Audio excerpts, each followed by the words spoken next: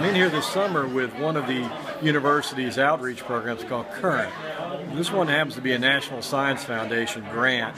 That one element of it is encouraging teachers and high school students to study STEM-type disciplines. To me, one of the greatest benefits of this program is I've had students for the last 3 years working here. They're in here working with professors, learning skills that they do not get in a high school classroom that are highly likely to be very important to them in the future. They're getting contact with undergraduate, graduate students, PhDs. Some of these students are probably going to write a paper that will be published this year. All of these students are going to be able to put in their resume as they apply for increasingly competitive entrance positions in colleges.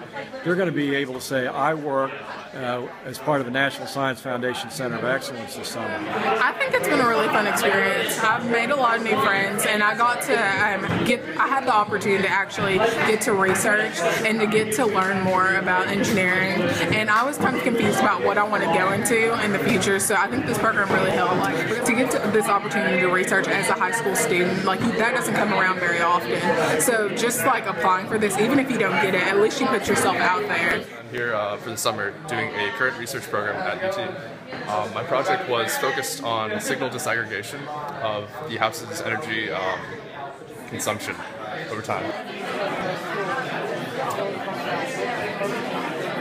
We will take genetic data and be able to incorporate it into this fully automated pipeline that takes your raw sequence data to publishable results.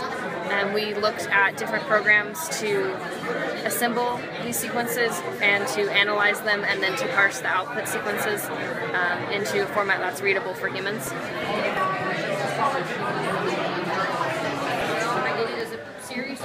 This is my second year, and I can honestly say at the end of my second year, I've actually got lesson plans in place that my students by the end, both in 8th grade and physical science, are going to make a small scale power grid that I understand how to make. I can understand how to get them to understand it, and then how to put that engineering process design in.